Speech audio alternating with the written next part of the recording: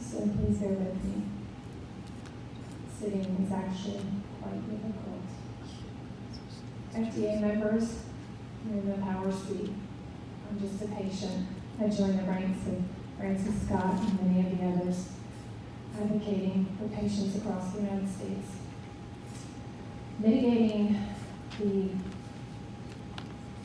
mitigations that we're looking at to try to reduce immunological responses boil down to a real simple problem and solution as far as I'm concerned.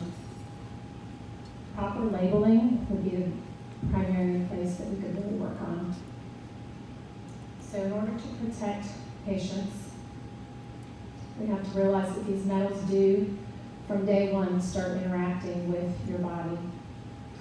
The unique device identifier for my doctors has not been helpful. We've not been able to get to the bottom of what the chemical compositions are actually in my hip. I have the new hip. I have the ceramic on poly. This metal on metal issue as a thing of the past, I have a hip that people are getting revised to. So the problem is clear. The medical device labels are not comprehensive. They're incomplete metal composition labels that pose a dire health problem and patient safety risk because patients with immune responses or allergic reactions to metals and medical devices can't even get a straight answer from the manufacturers about what's in their hip. I found out the hard way. I have 4 components. I'm a 14.9 on the orthopedic analysis metal LTT test. So I'm reacting to the nickel. It's been much like the Wendy's commercial. Where's the beef? Where's the nickel? Nobody can figure it out. The hip implant system basically boils down to a cup and a stem. I've figured out that with the cup and the stem, the coatings seem to be what the difficulty in the identification of the implant was. So the next 16 variations are what could be in my hip. I don't think any patient should be, or any doctor should be, trying to figure out what has been implanted in my hip. Titanium can have a titanium coating. Titanium can have a chrome cobalt coating. Titanium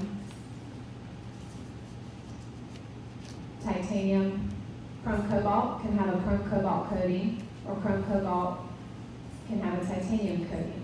You'll be able to see on the slide above with all the little skull and crossbones, that's the chrome and cobalt. You can pretty much identify which implant system you would not want.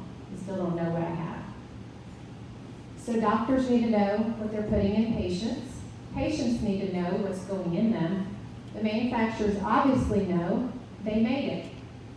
So what we want you to do, the FDA, is protect us, the patients, the doctors, and do not be complicit in the manufacturer's incomplete labeling. I'm facing a revision. My primary hip replacement was in March of this year. No patient deserves to find out after a product is implanted in them, oh, by the way, your product has not been MRI safety tested. Put patients and doctor success over manufacturer profits. Please, FDA, demand and regulate comprehensive labeling. Stop letting the manufacturers hide behind their I don't knows.